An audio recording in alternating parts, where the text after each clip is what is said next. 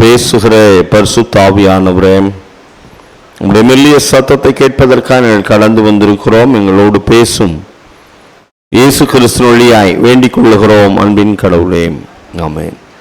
கிறிஸ்துவுக்குள் அன்பானவர்களே, இந்த லெந்து காலத்தினுடைய 6ஆம் வெள்ளிக்கிழமை வழிபாட்டிலே கலந்து கொள்ள வருகை தந்திருக்கிற உங்கள் ஒவ்வொருவருக்கும் மீண்டுமாக என்னுடைய தோத்திரங்களையும் வாழ்த்துக்களையும் தெரிவித்துக் கொள்ளுகிறேன். கடவுள் உங்களை அதிகமாய் ஆசீர்வதிப்பாராக. இன்னைக்கு வர வேண்டிய திடீர்னு வரலன்ட்டார். திடீர்னு ஃபோன் பண்றாரு, ஈஸ்டர் பிபி 650 போயிடுச்சுப்பான்றாரு. அங்க வந்திருப்பான்னாரு. அப்ப இங்க என்ன பார்த்துக்குப்பான்றாரு. இங்கே நான் எப்படி இங்கே ஜனங்களை எப்படி விட்டு வர்றது, நான் வரலப்பான்றாரு. ஐயா நீங்கள் அங்கே பார்த்துக்குங்க, நான் இங்கே பார்த்துக்கிறேன் ஐயா அப்படின்னு சொல்லிட்டேன். அந்த ஐயர் வருவார்னு நீங்கள் அவளை எதிர்பார்த்த நம்பிக்கை.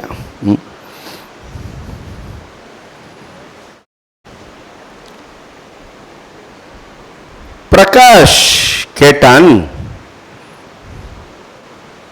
எனக்கு பிடித்த நண்பன் என்கின்ற ஒரு கட்டுரை எழுத வேண்டும். எனக்கு பிடித்த நண்பன் ஒரு கட்டுரை எழுத வேண்டும் அப்படின்னு சொல்லி அவங்க அப்பாவை ரொம்ப வற்புறுத்தினான். சின்ன பையன், குட்டி பையன். அப்போ அவங்க அப்பா, சரிடா உங்ககிட்டே கேட்குறேன்டா, உங்களுக்கு பிடித்த ஃப்ரெண்டு பேர் என்ன? அப்பா ஆகாஷ்பா. அவன் பக்கத்தில் தானே உட்காருவான். இல்லைப்பா, அவனுக்கு டெய்லி ஸ்கூலுக்கு வரும்போது சாக்லேட் தானே கொடுப்பான். இல்லைப்பா, உனக்கு ஏதாவது கிளாஸில் ஏதாவது டவுட்னா உனக்கு சொல்லி தருவான் தானே. இல்லைப்பா. டே எப்படிடா அப்போ உனக்கு அவன் ரொம்ப பிடிக்கும்? அவன் யார்றான்னு கேட்குறாரு. அவன் நல்லா படிப்பானா? நல்லா படிப்பான்பா. யார்ரா அவன்? அவன் சொல்கிறான், அந்த குட்டி பையன் எனக்கு பிடிச்ச ஃப்ரெண்டுப்பா. யார் தெரியுமா? நம்ம வீட்டுக்கு டெய்லி அந்த வாஷ்ரூம் கிளீன் பண்ண வராதுல்ல, அவர் வரும்போது அவங்க கூட ஒரு பையன் வருவான், குட்டி பையன், பார்த்துருக்கீங்களா? அவருக்கு பையன் இருக்கிறாங்களாடான்னு அவங்க அப்பா கேட்குறாரு. அவன் தான் எனக்கு ரொம்ப ஃப்ரெண்டு. நம்ம நிறைய நேரங்களில் உட்காரும் போது கூட நம்ம பக்கத்தில் யார் இருக்காங்க அப்படி பார்க்குறோம். சைடில் எங்க? பஸ்ஸில், சர்ச்சில், திருவிருந்தில், முட்டி போட வரும்போது, எங்க வரும்போது, ஜெபம் பண்ண வரும்பொழுது யார் மீது அன்பு செலுத்துகிறோம்? இயேசு கிறிஸ்து மிக அழகான பாடத்தை நமக்கு சொல்லிக் கொடுக்கிறார். ரொம்ப அழகா சொல்லிக் கொடுக்கிறார். சில நேரங்களில் நம்ம இடத்துல வேற யாருன்னா உட்கார்ந்துட்டா வருது பாரு கோபம். இந்த தள்ளிப்போன்னு சொல்லும் போது இந்த கண்ணும் இந்த கையும் இடிக்குது பாருங்க. சின்ன விஷயங்கள். நம்முடைய வாழ்க்கை பயணம் ரொம்ப அழகா இயேசு கிறிஸ்து கற்றுக் கொடுக்கிறார். இன்னைக்கு ஒவ்வொரு வெள்ளிக்கிழமையிலையும் நீங்க கேட்டிருப்பீங்க இந்த மத்தேயு 5ஆம் அதிகாரத்தினுடைய தொடர்ச்சி. இன்னைக்கு கடைசி நாள். இந்த மத்தேயு 5ஆம் அதிகாரம் அப்படி நிறைவு பெறுகிறது. இன்னைக்கு நமக்கு கொடுத்திருக்கிற தலைப்பு அன்பும் அயலார் உறவும். கட்டாயமா நம்ம கொடுத்திருக்கிற ப்ரோக்ராம் ஷீட் நீங்க பார்த்திருப்பீங்க. சும்மா ஞாபகப்படுத்துறேன் உங்களை. அன்பும் அயலார் உறவும். இந்த மத்தேயு எழுதின நற்செய்தி நூலினுடைய 5ஆம் அதிகாரம் நம்ம எல்லாருக்கும் ரொம்ப பழக்கப்பட்ட ஒரு அதிகாரம். எப்படி?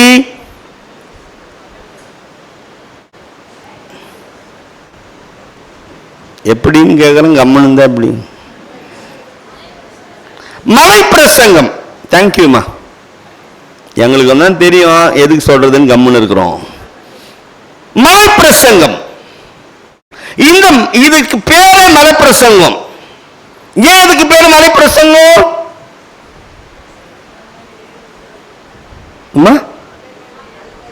மலை மேல ஏறி உட்கார்ந்து பேசினாரு மலை பிரசங்கம். ஆல்டர்ல இருந்து பேசினா ஆல்டர் பிரசங்கம். இயேசு கிறிஸ்துவை இங்கே அறிமுகப்படுத்துகிறார் மத்தேயு நற்செய்தி நூல் ஆசிரியர்.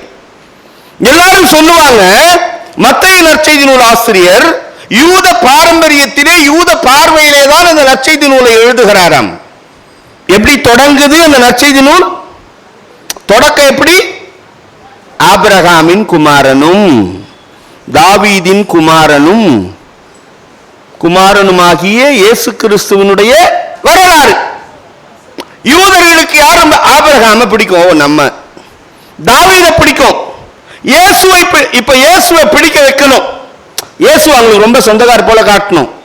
இயேசு இங்க காட்டுகிறார்கள். இப்ப ஏன் மதப்பிரசங்கத்தை கொண்டு வராங்க அப்படின்னு சொன்னா, கடவுள் அவருடைய முதல்ல கடவுள் ஆபிரகாமுக்கு மோரியா மலையிலே தான் பேசுகிறார்.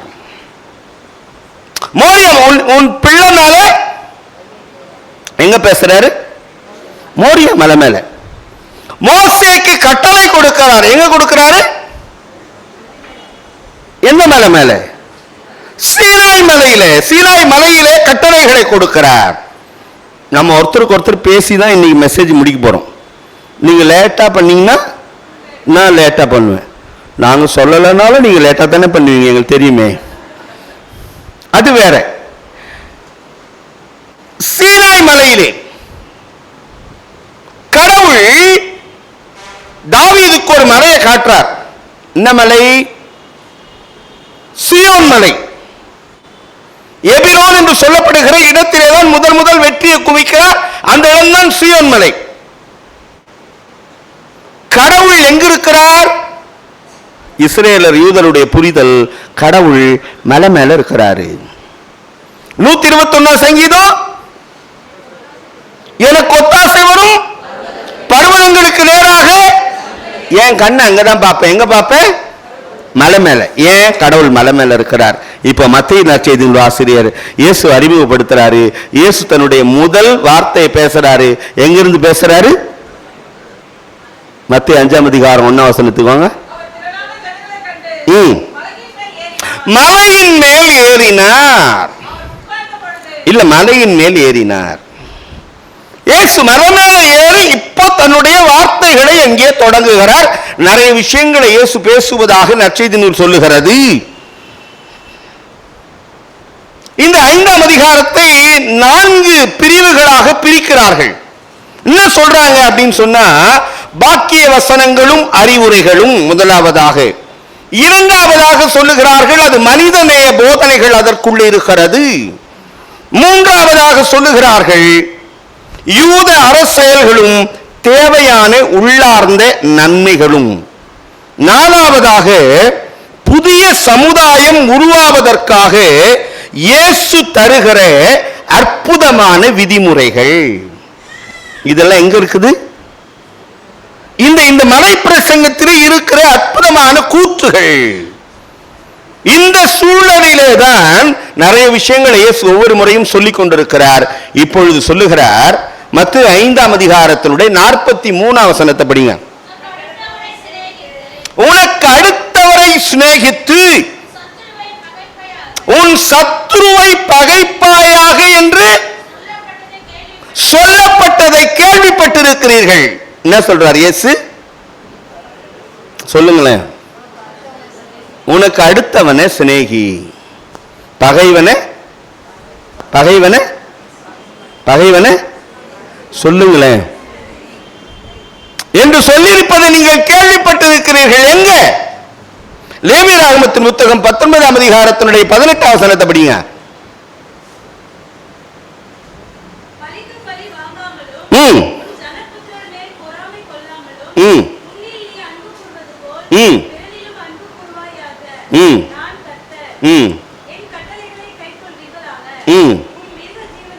இங்க நாம் கூர்ந்து கவனிக்கிற பொழுது இங்கே கடவுள் சொல்லுவதாக சொல்லப்படுகிற வார்த்தை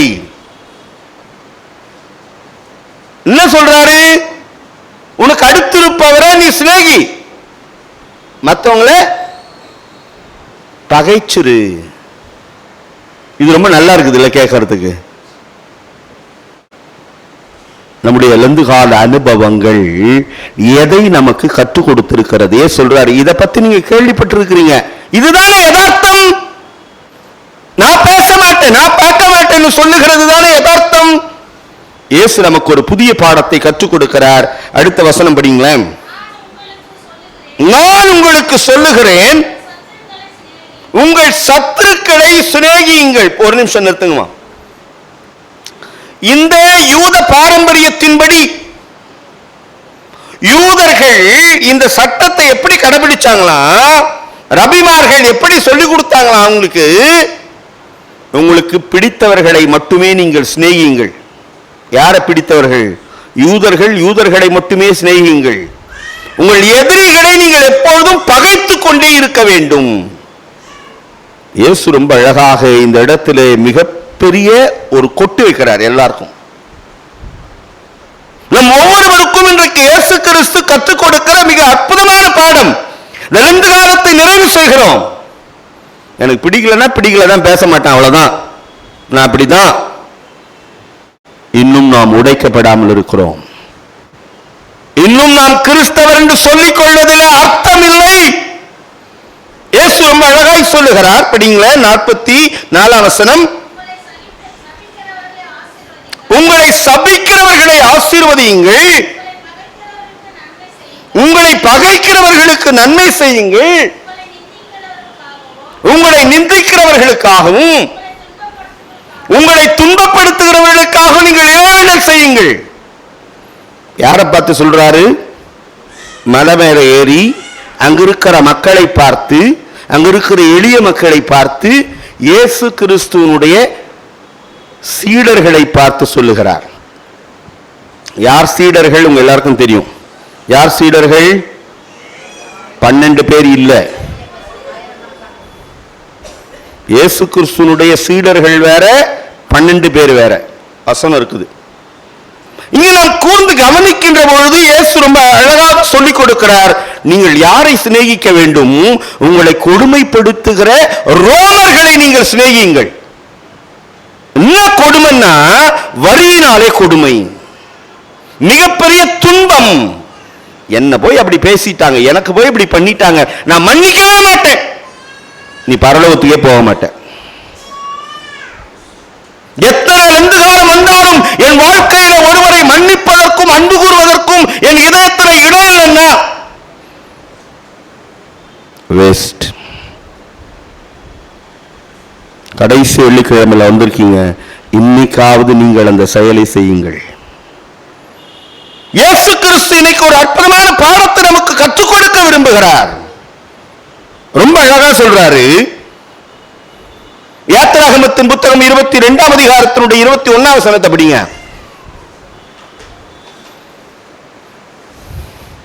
இந்த வேகமா.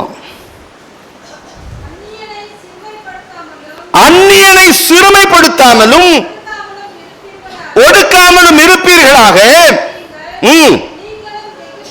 நீங்களும் எகிப்து தேசத்திலே அடிமையா தான் இருந்த, நீயும் எகிப்து தேசத்திலே இப்படித்தான் இருந்தாய். உன்னை நான் தான் காப்பாத்தி கூட்டின்னு வந்திருக்கேன். தொடர்ச்சியாக நீங்கள் வசனங்களை கூர்ந்து கவனிப்பீர்களானால் மிக பயங்கரமா இருக்கும். வீட்டில் போய் படிங்க, அதை இங்க இப்ப வேணாம். இயேசு கிறிஸ்து மிக அழகான விஷயங்களை சொல்லிக் கொடுக்கிறார். சொல்லுவாங்களே சட்டங்கள் ரொம்ப மோசம், யூத சட்டம், அப்படிலாம் இல்லை. ரொம்ப அழகான பாடங்களை அங்கே கற்றுக் கொடுக்கிறது. 5ஆம் அதிகாரத்தினுடைய 45ஆம் வசனத்தை படிங்க. இப்படி செய்வதினால், எப்படி செய்வதினால், எப்படி செய்வதினால், யார, யார் சத்துரு, யார் சத்துரு? இதுக்கு முன்னாடி நான் நல்லா பேசியிருந்து இப்ப பேசாம இருக்கேன்ல. உடைக்கப்பட வேண்டியவைகள் நம்முடைய வாழ்க்கையில உடைக்கப்பட வேண்டும். யார் இன்னைக்கு சத்துரு? நான் என் சொந்தக்காரர் தான் சத்துரு. நான் பேர் வச்சுட்டு இருக்கேன்ல, பேச மாட்டேன்னு முடிவு பண்ணிருக்கேன்ல. ஆண்டவருடைய வார்த்தை சொல்லுகிறது, நீங்கள் சிநேகியுங்கள். பிரசங்கம் கேட்கும்போது நல்லா இருக்குது, முஞ்ச உடனே அப்படியே கண்ணு முன்னாடியே வந்துனே இருக்குது. அப்படின்னா நாம் இன்னும் உடைக்கப்படலைன்னு அர்த்தம். உடைக்கப்பட வேண்டும். உடைக்கப்படாமல் நான் கிறிஸ்தவனாக இருக்க முடியாது. நிறைய நேரங்களில் சொல்ல, அவங்க வந்து கேட்கட்டும் என்கிட்ட மன்னிப்பு. ட்ரை பண்ணி பாருங்க, நீங்க போய் கேட்டு பாருங்க. கேட்கும் போது கொஞ்சம் வலி இருக்கத்தான் செய்யும், ஆனா தைரியமா கேளுங்க. அன்பான கடவுளுடைய பிள்ளைகளை, இவைகளை நீங்கள் இப்படி செய்வதனால் நீங்க யாரா மாறுறீங்க? கடவுளுடைய பிள்ளைகளாக மாறுறீங்க. அப்படி செய்யலன்னா நான் யார் இல்லை, நான் யார் இல்லை. நீங்க எல்லாரும் ஒருத்தருக்கு ஒருத்தர் மூஞ்சொன்னு கட்டி பிடிச்சி கையை குத்து பேசிட்டு போகணும். அப்படிதான் வெற்றி. இன்னைக்கு இருந்து காலம் முடிச்சுடா.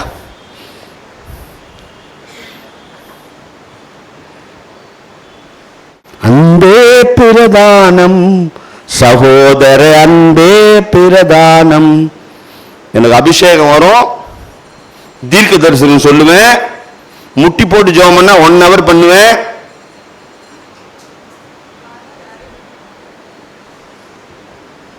என்னால மன்னிப்பதற்கு மனம் இல்லை என்று சொன்னால்,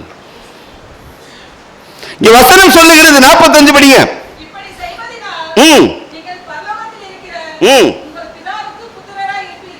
பரலோகத்தில் இருக்கிற கடவுளுக்கு நீங்கள் பிள்ளைகளாக இருக்கிறீர்கள்.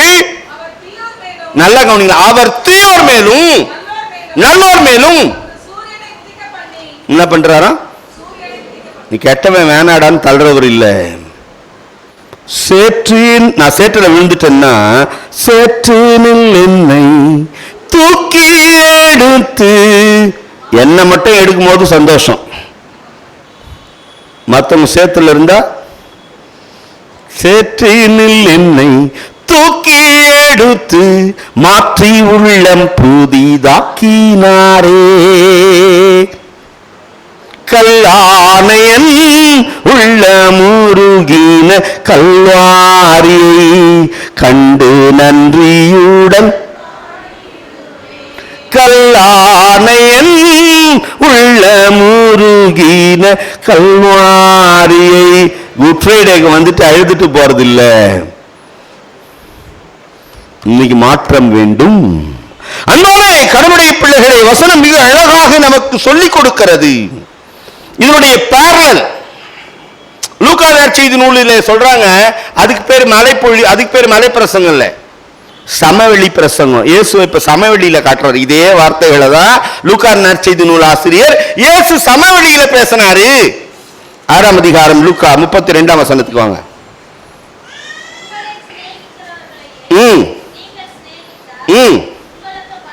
உங்களுக்கு பலன் என்ன? பாவிகளும் என்னை சிநேகிக்கிறவர்களே நான் சிநேகித்தால் நான் யாருன்னு இயேசு சொல்றாரு.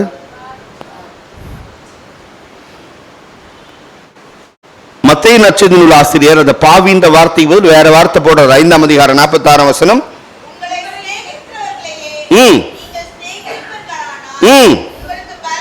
உங்களுக்கு பலன் என்ன? ஆயக்காரரும், ஆயக்காரர்கள் பாவிகளுடைய லிஸ்ட்ல வந்துடுறாங்க. அதனால இங்க இவர் என்ன எழுதுறாருன்னா, ஆயக்காரரும் அப்படியே செய்கிறார்கள். படிங்க 47 படிங்கம்மா.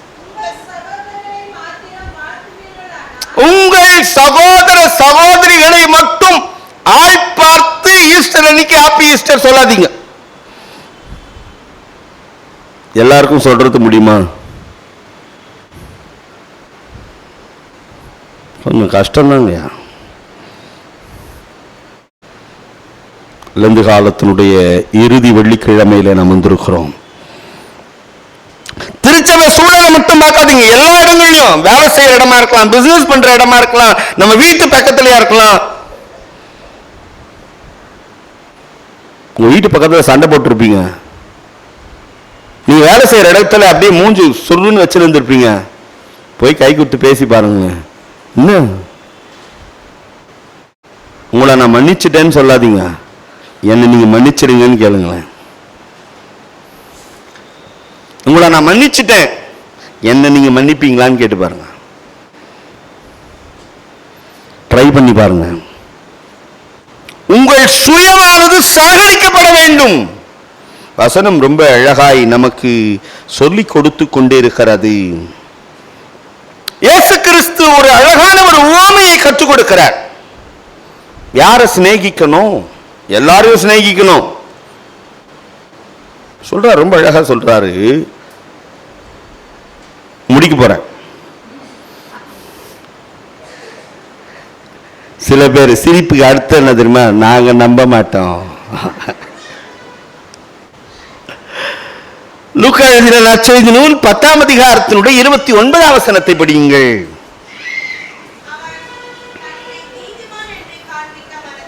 தன்னை நீதிமான் என்று காண்பிக்க மனதாய் இயேசுவை நோக்கி,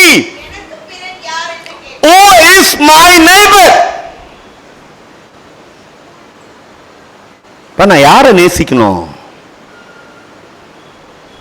இயேசு அப்போ ஒரு கதை சொல்றாரு. கதை உங்க எல்லாருக்கும் பிடிக்கும் தானே? இயேசு ஒரு கதை சொல்லுகிறார். கதை இந்த லூக்கா நற்செய்தி நூல் ஆசிரியர் அழகா தொடங்குறார். லூக்கா நற்செய்தி நூல் ஆசிரியர் எப்பொழுதுமே ஜியோகிராபிக்கல் புவியியல் சார்ந்த இடங்களை அழகாக காட்டுகிறார். என்ன தொடங்குது வசனம்? 30ஆம் வசனம். இயேசு மறுமொழியாக, ஒரு மனிதன், அவர் பேர் என்னது? பேர் இருக்குதா அவருக்கு? பேரே சொல்லல. ஒரு மனிதன். இந்த இந்த இந்த இந்த இந்த கதையில, இந்த நிகழ்வுல, இந்த ஓமையில யாருக்குமே பேர் இருக்காது. பேர் சொல்லிதானே கதை சொல்லுவாங்க. ஒரு நம்ம சில நேரங்களில் சொல்லுவோம், ஒரு ஊர்ல ஒரு ராஜா இருந்தாராம். அந்த ராஜாவுக்கு 4 பசங்களாம். அந்த 4 பசங்கள்ல ஒருத்தர் ரொம்ப உழைப்பாளியாம். இந்த கடைசி பையன் ரொம்ப உதாரியம். பேர் என்ன பார்த்தா கதை கேட்டுக்கோ. இயேசு ஒரு கதை சொல்லுகிறார். இந்த கதையில ஒரு மனிதன் எங்கிருந்து? எருசலேமிலிருந்து எரிகோவுக்கு வருகிறான். எருசலேம் ஹாட் சிட்டி, மிக முக்கியமான நகரம். இந்த நகரத்திலிருந்து எரிகோ ரொம்ப கிட்டதான், ரொம்ப தூரம்லாம் இல்லை. எரிகோவுக்கு அவன் வருகிறான். வருகிற பொழுது படிங்க.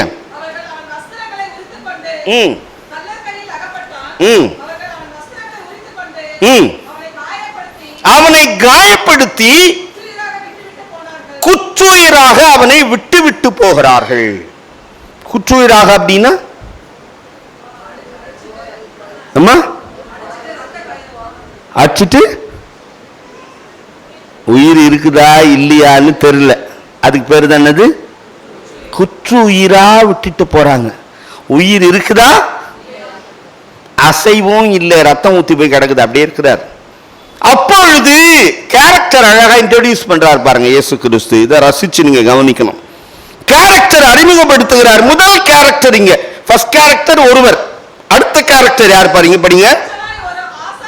அந்த பக்கமாய் ஒரு ஆசாரியன் அந்த வழியே வந்து அவரை பார்த்து, யார் ஆசாரியன்? ஆசாரியன் யாருன்ற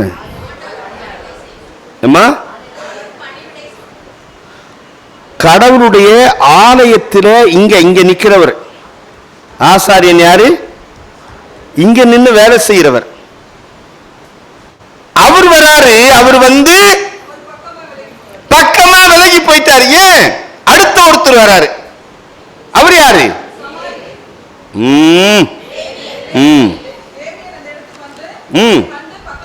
லேவியன் ஒருவர் வருகிறான்.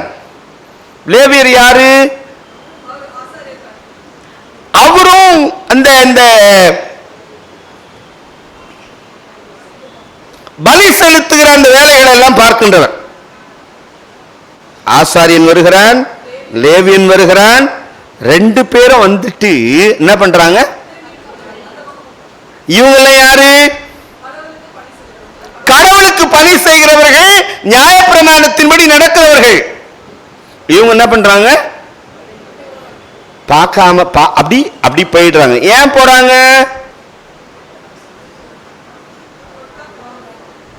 ஏன் போறாங்க?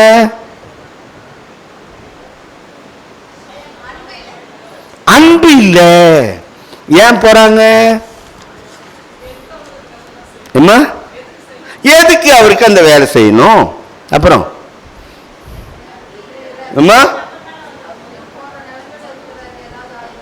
உயிர் போற நிலைமை நம்ம போய் தொட்டி எதனா ஆயிடுச்சுன்னா ஆக்சிடென்ட், அப்படியே வண்டி கிளம்பு.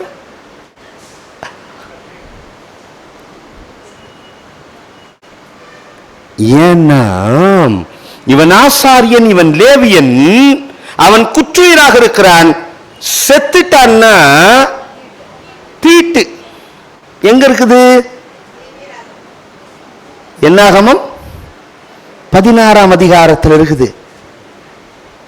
அவனை தொட்டுட்டா இவன் தீட்டாயிரம் 7 நாள்.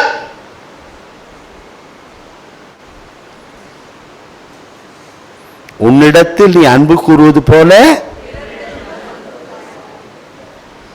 ஏன் ஆளா பாரு, செக் பண்ணு. நான் நிறைய முறை சொல்லியிருக்கேன், வண்டியில போயினே இருக்கும், திரும்பி பார்க்கிறோம் ஆக்சிடென்ட். அப்படி வண்டி லைட்டா மூவ் பண்றோம், மூவ் பண்ணும் போதே அப்படி சைடு கண்ணில் பார்க்கிறோம் ப்ளூ கலர் வண்டி. நம்ம வீட்டில் யாராவதா? அப்படி திரும்பி பார்க்கிறோம், காலையில நம்ம கிட்ட சொல்லிட்டு போயிட்டு வரேன்னு சொன்னவங்க எப்படி இருக்கோம்? போயிடுவோமா? முன்னிடத்தில் நீ அன்பு கூறுவது போல பிறரிடத்திலும் அன்பு கூறுவாயாக. உன்னிடத்தில் அன்பு கூறுகிறவர்களுக்கே நீ அன்பு கூர்ந்தால் பயன் என்ன? இப்போ இந்த பக்கமா ஒருத்தர் வராரு. அவர் யாரு? சமாரியன் வருகிறார். சமாரியனுக்கு இவர் யாருன்னு தெரியல, அவரை பற்றிதான குறிப்புகள் இல்லை, அங்கு எதுவும் எழுதப்படவில்லை. மிக முக்கியமாக நாம் கவனிக்க வேண்டிய ஒரு செய்தி என்னவென்று சொன்னால், இயேசு கதை சொல்லும் போது நீங்க நல்லா அந்த கவனிக்கணும், அந்த விஷயத்தை கவனிக்கணும். யூதர்களின் அடையாளம் நிறைய நேரங்கள் ஆடைகளில் இருக்கும். ஆசாரி என்ன இப்படிதான் ஆடை, லேவி என்ன இப்படித்தான் ஆடை, பரிசேயன்னா இப்படித்தான் ஆடை, வேதபாரகர்னா இப்படித்தான் ஆடை, பிச்சை கேட்கிறவர்னா இதுதான் ஆடை. இவருக்கு ஆடையே இல்லை, இவர் யாருன்னே தெரியல. அவன் வருகிறான். வசனம் சொல்லுகிறது, 33ஆம் வசனம்.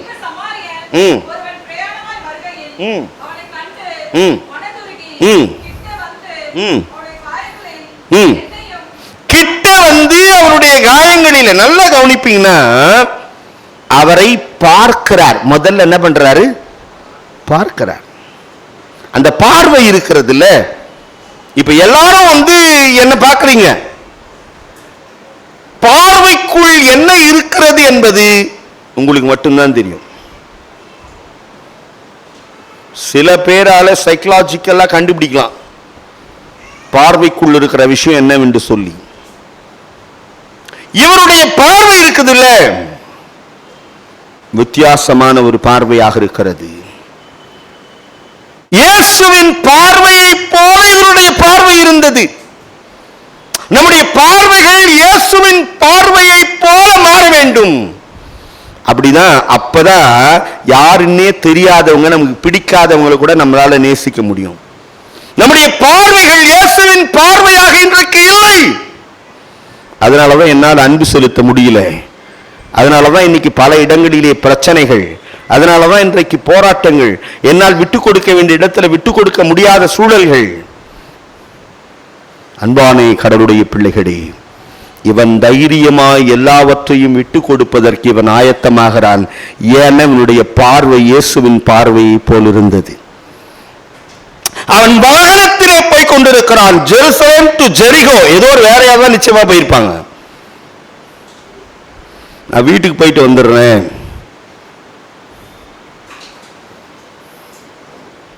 அன்பான கடவுளுடைய பிள்ளைகளே, வசனம் ரொம்ப அழகாய் சொல்லுகிறது.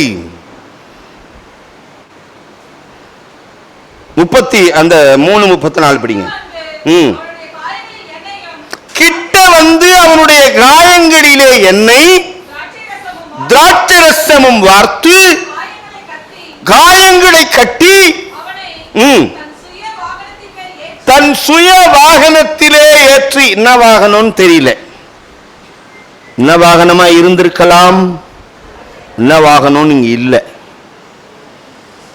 லூக்காவிலே மட்டும்தான் இந்த நிகழ்வு குறிப்பிடப்பட்டிருக்கிறது. என்ன வாகனம் குறிப்பு இல்லை, ஏதோ ஒரு வாகனம். தன்னுடைய வாகனத்திலே அவனை ஏற்றி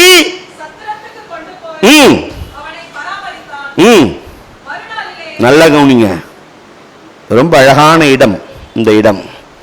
அவரை பராமரித்தான் அப்படின்னு என்ன அர்த்தம்? அவனை பார்த்துக்கிட்டான். அப்புறம் இல்லம்மா, அப்புறம்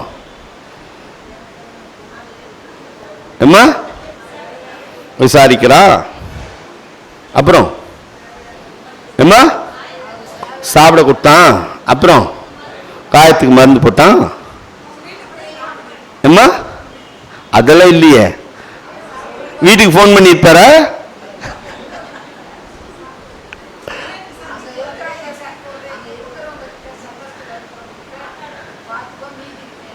அது அடுத்த வசனம்.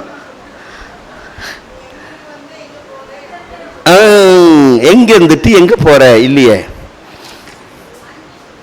நல்ல கவனிச்சிங்க, நல்ல கவனி, வசனத்தை நல்ல கவனிங்களேன். அவர் இந்த சமாரியரு அவரோடு இரவு தங்கினார். அதான் வசனம். அடுத்த வசனம் எப்படி தொடங்குது? எப்படி அன்பு யாருன்னே தெரியல. உன் சத்துருக்களை சிநேகிப்பாயாக. உனக்கு பிடிக்காதவங்களை சிநேகிக்க முடியுமா? யாருன்னே தெரியல. யாரெல்லாம் தெரியும், ஆனா என்னால சிநேகிக்க முடியாது. அதுக்கு பேர் என்னது? fill up the blanks. நீங்களே பண்ணிக்கோங்க, ஃபில் பண்ணிக்கோங்க.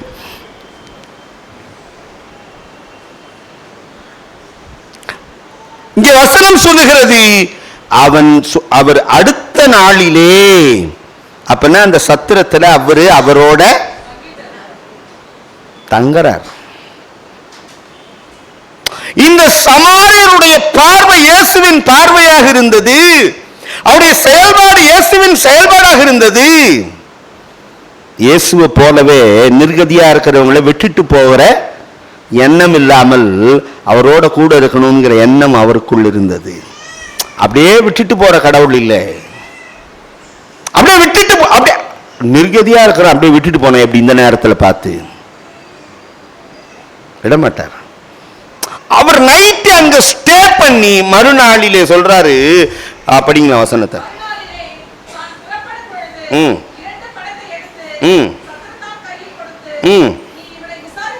ரெண்டு தெனாரியம் கொடுக்கிறாராம்.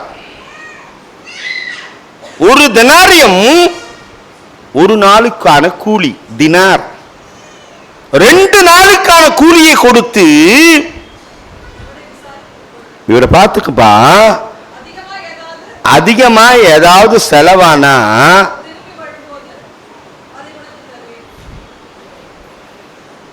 இவர் யாரு? சொந்தக்காரர். சொந்தக்காரா? இன்னைக்கு நம்ம சொந்தக்காரர்கிட்ட தெரிஞ்சவங்க கிட்ட இன்னைக்கு நம்ம பேசுறது இல்லை. வீட்டில் இன்னைக்கு பல்வேறு பிரச்சனைகள். குடும்ப நல வழக்கு மன்றத்திலே, நீதிமன்றத்திலே கிறிஸ்தவர்களுடைய வழக்கு தான் அதிகமா இருக்குதான். கணவன் மனைவி பிரச்சனை.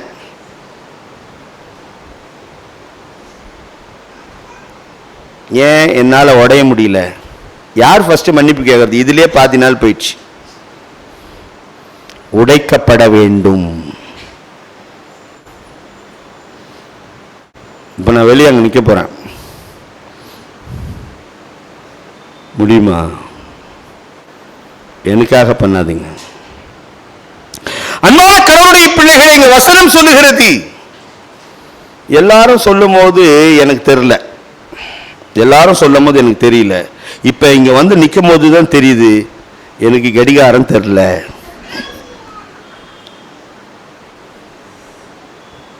என்ன டைம்னு எனக்கு தெரியல, உண்மையாவே தெரியல. அவருக்கு ஆசை பத்திங்களா முடிச்சுன்னுட்டு. உண்மையாவே என்ன சொல்லியிருக்கணும்? பயப்படாதீங்க, டைம் 7:30 தான் ஆகுது.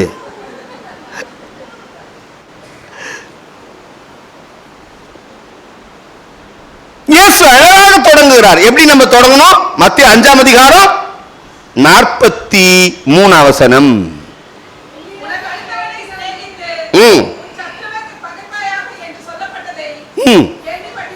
கேள்விப்பட்டிருக்கிறீர்கள், நான் உங்களுக்கு சொல்லுகிறேன், உங்கள் உங்கள் உங்கள் உங்கள் சத்துருக்களை சிநேகியுங்கள்,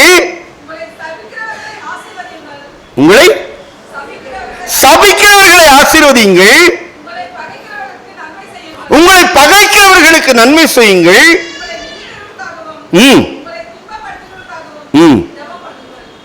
முடியுமா? வசனம் சொல்லுகிறது, லூக்கா 6ஆம் அதிகாரம் 35ஆம் வசனம்.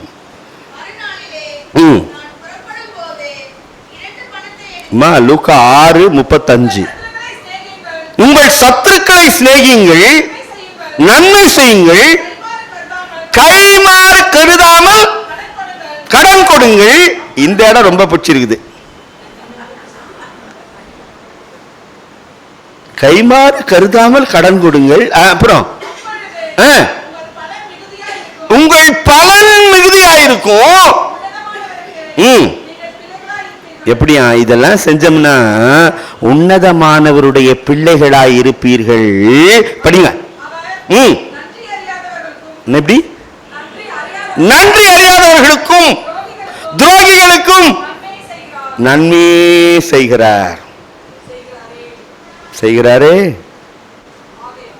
ஆகையால் உங்கள் பிதா இரக்கமுள்ளவராய் இருக்கிறது போல நீங்களும். அவர் யார் யாருக்கு செய்யறாரா? சொல்லுங்க, படிங்க. 35. நன்றி இல்ல, படிங்கம்மா.